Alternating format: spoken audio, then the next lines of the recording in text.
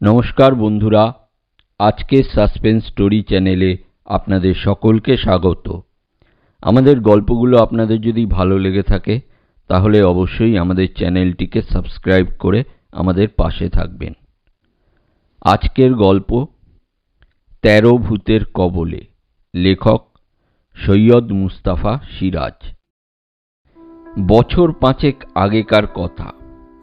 তখন আমার ছিপের নেশা ছিল প্রচণ্ড রকমের। আমাদের মফস্বল শহরটার আনাচে কানাচে এমন পুকুর বা জলা ছিল না যেখানে আমি ছিপ ফেলিনি। নেশা তুঙ্গে উঠলে তখন দূরে যাওয়া শুরু করেছিলাম। কোথায় কোন গ্রামে কার পুকুরে কীরকম মাছ আছে তককে তককে থেকে খবর নিতাম, আর সেখানে গিয়ে হাজির হতাম।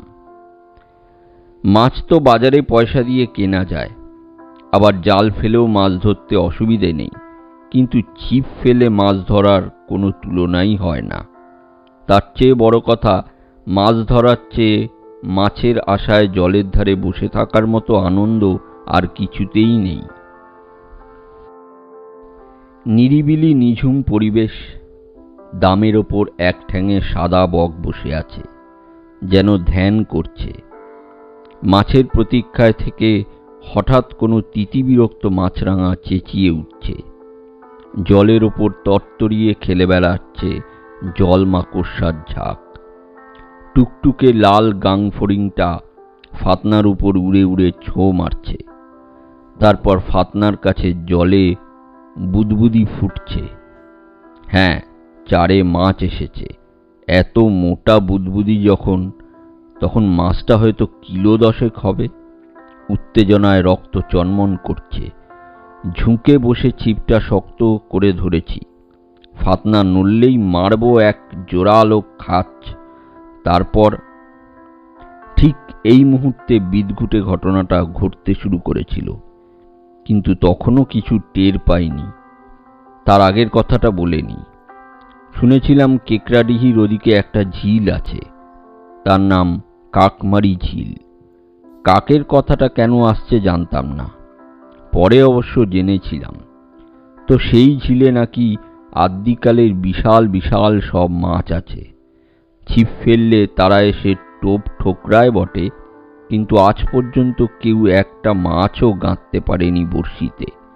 সেই শুনে আমার জেদ চড়ে গিয়েছিল। আশ্বিনের এক দুপুরবেলা কেকড়াডিহি স্টেশনে ট্রেন থেকে নেমে পড়লাম।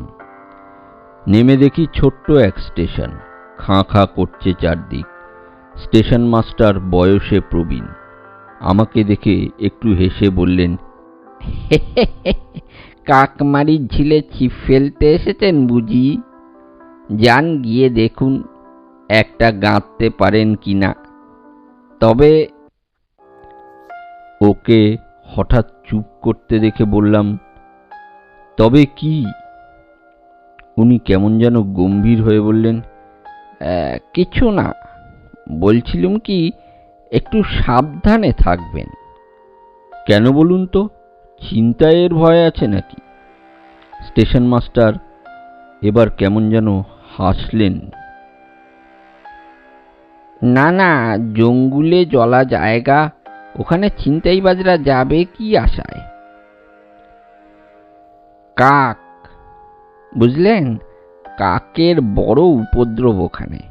সেই জন্যেই তো কাকমারি ঝিল নাম হয়েছে। মাছ মারবেন না কাক মারবেন, সেইটাই প্রবলেম।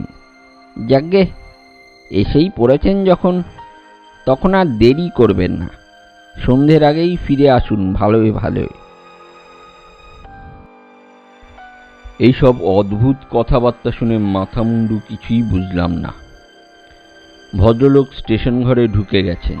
চেঁচিয়ে জিজ্ঞেস করলাম, ঝিলটা কোন দিকে বলুন তো? জানলায় মুখ বাড়িয়ে বললেন, নাক বরাবর হেঁটে যান। আর একটা কথা, মাছ যদি গাঁথতে পারেন, আমার কিন্তু 1/3 পাওনা রইল। তারপর করে বিদঘুটে হাসতে লাগলেন। প্রতিশ্রুতি দিয়ে নাক বরাবর হাঁটতে থাকলাম।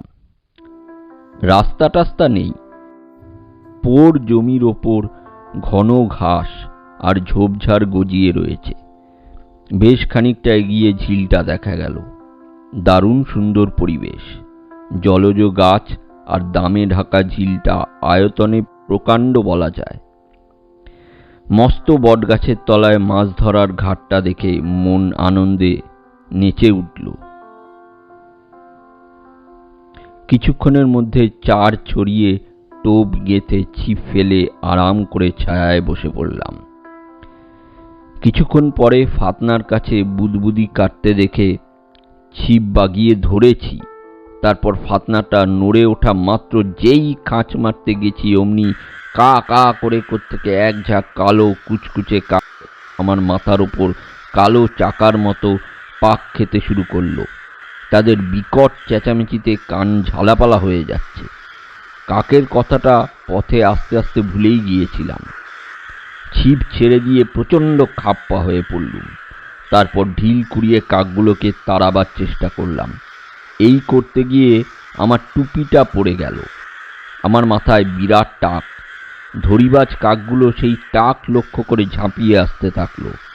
তখন মরিয়া হয়ে ছিপ তুলে বাই বাই করে ঘোরাতে শুরু করলাম। গাছের পাতায় শেষ পর্যন্ত বড়শি আটকে গেল বটে, কিন্তু এবার কাকগুলো জব্দ হয়ে সরে গেল। বটগাছটার মাথায় গিয়ে বসল। আগে জানলে গোটা কত পটকা আনতাম সঙ্গে। কি আর করা যায়। অনেক কষ্টে পাতা থেকে বড়শি ছাড়িয়ে টোপ গেঁথে ঠিক জায়গায় ফেলে বসে রইলাম। কিন্তু এবার সতর্ক হয়েছি। বারবার পিছনে ফিরে দেখে নিচ্ছি, কিন্তু কাকগুলো আর টু শব্দ করছে না। ডালপালার ভেতর কোথায় বুঝি ঘাপটি মেরে বসে আছে। কয়েক মিনিট নির্ঝঞ্ঝাট কেটে গেল বুঝলাম। বাছাধনরা ভয় পেয়ে গেছে। দৈবাত বড়শি গেঁথে গেলে কি অবস্থা হবে নিশ্চয়ই আঁচ করেছ। ফাতনার কাছে বুদবুদিগুলো মিলিয়ে গেছে কখন। মাছটা হয়তো ডাঙার ওপর ওই হুলুস্থুলু টের পেয়ে কেটে পড়েছে। কাকগুলোর ওপর রাগে খাপ্পা হয়ে গেলাম। তারপর খেয়াল হলো, ওই যা, টুপিটা কোথায় পড়েছে খুঁজে আনতে হয়। কাকের লক্ষ্যস্থল আমার এই বিরাট টাকটাকে এখনো ঢাকিনি কোনাক কেলে। টুপিটা ঝোপের পাশে পড়েছিল, কুড়িয়ে মাথায় পড়েছি। হঠাৎ বটতলার অন্য পাশ থেকে একটা কালো খেকুটে চেহারার লম্বা লোক বেরিয়ে এলো। পাড়া গায়ের মাঠে ক্ষেত খামারে যারা কাজ করে তাদেরই কেউ। কোমরে একটুখানি ন্যাকড়া জড়ানো শুধু, বাদবাকি শরীর নগ্ন। একগাল হেসে সে বলল,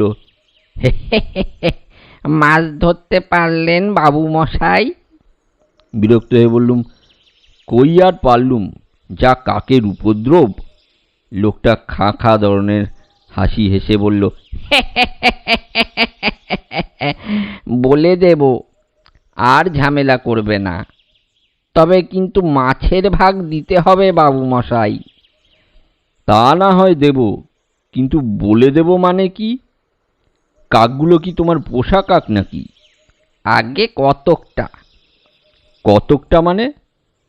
লোকটা তার লম্বা নাকের ডগা চুলকে বলল, অত কথায় কাজ কি বাবু মশাই, যান বসুন গে। ছিপের কাছে বসলাম আবার। ভাবলাম লোকটা আসলে রসিকতা করছে। বললুম, ওহে, মাছ ধরতে পারলে তোমাকে একটা অবশ্যই দেব। তুমি দেখো যেন কাকগুলো আর বিরক্ত না করে, বরং গাছের ডাল ভেঙে নাও একটা। লোকটা বলল, কিছু ভাববেন না, আপনি ফাতনার দিকে চোখ রাখুন। ফাতনাটার কাছে আবার বুদবুদি ফুটে উঠল। ছিপ বাগিয়ে ধরলাম। ফাতনাটা নড়লেই খাঁচ মারব, কিন্তু সেই সময় পেছনে বটতলায় ধূপ ধূপ ধূপ ধূপ শব্দ হলো এবং চেরা গলায় কারা চেঁচামেচি করে দৌড়ে এলো। মাছ মাছ মাছ মাছ। ঘুরে দেখি সেই লোকটার মতোই কালো কুচকুচে লম্বা একদল লোক এসে হাজির। তারা মাছ মাছ বলে চেঁচামেচি করছে, মাছ মাছ মাছ মাছ মাছ। এবং আগের লোকটা তাদের থামাবার চেষ্টা করছে। রাগে মহা খাপ্পা হয়ে উঠে দাঁড়ালাম। তারপর প্রচণ্ড ধমক দিয়ে বললাম, চুপ, সব চুপ। পেয়েছ কি তোমরা? এখানে হইচই করছে কেন অত? লোকগুলো এক গলায় বলল, মাছ মাছ মাছ। তেরে গিয়ে বললুম, মাছ ধরতে না ধরতেই মাছ চাইতে এসেছো? ধরলে তবে তো। আগের লোকটা বলল, বাবু মশাই বড় ভালো মানুষ, তোরা খামোকা চেঁচাচ্ছিস কেন বাপু? মাছ আগে বড়শিতে ধরা পড়ুক। শুনুন বাবু মশাই, আমরা মোটমাট 12 জন আছি, বেশি নয়। মাথা পিছু একটা করে টুকরো দেবেন, ব্যাস। বলে সে ঠোঁট চেটে নিল। আহা, কত কাল আমরা মাছ খাইনি। এসব লোকের সঙ্গে তর্ক করে লাভ নেই। একে আমি একা, আর ওরা 12 জন। তাই আবার ছিপের কাছে গিয়ে বসলাম। চারের মাছটা আবার পালিয়েছে। মাছ ধরতে বসার আনন্দটাও আর নেই। স্টেশন মাস্টারও কি এই জন্যই সাবধানে থাকতে বলেছিলেন? একটু পরে ওদের দেখার জন্য পেছনে তাকালাম। অবাক হয়ে দেখলাম ধীরে লোকগুলো বাচ্চা ছেলেদের মতো বটগাছটার ঝুড়ি বেয়ে উঠছে। কেউ কেউ ডালে চড়ে বসছে, কেউ ডাল থেকে ধূপ করে পড়ছে, আবার ঝুড়ি বেয়ে উঠে যাচ্ছে। মনে হচ্ছে একপাল হনুমান যেন। বয়স্ক লোকেরা এমন খেলে কোশমিনকালে তো দেখিনি। এতক্ষণে একটু খটকা লাগলো, কিন্তু চারে বুদবুদি দেখা দিয়েছে। মাছটা টোপ না খেয়ে ছাড়বে না। ফাতনার দিকে মন না দিয়ে তারা কি করছে তাই নিয়ে মাথা কামানো বৃথা। কিন্তু কিছুক্ষণ পরে পরে পেছনে তাকাতে অবশ্য ভুলিনি। লোকগুলো যেন আপন মনে খেলায় মেতে রয়েছে। ব্যাপারটা বোঝা যাচ্ছে না। ফাতনাটা একবার নড়ল মনে হলো, কিন্তু দোনোমনার জন্য খ্যাচ মারতে পারলাম না। দুপুর ঘনিয়ে বিকেল নামলো। বিকেলও ক্রমশ ফুরিয়ে যাচ্ছিল। আলো কমে এলো। পেছনে বটের ঝুড়ি এবং ডালপালায় লোকগুলো একই ভঙ্গিতে খেলায় মেতে আছে। তারপর ওদের কথা মন থেকে ঝেড়ে ফেললাম। চুলোয় যা কোরা।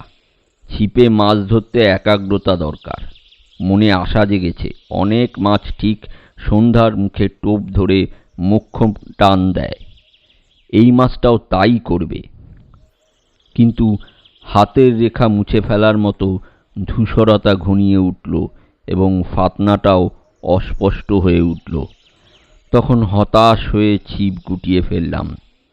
ঝিলের জলের ওপর কুয়াশার পর্দা ঝুলছে।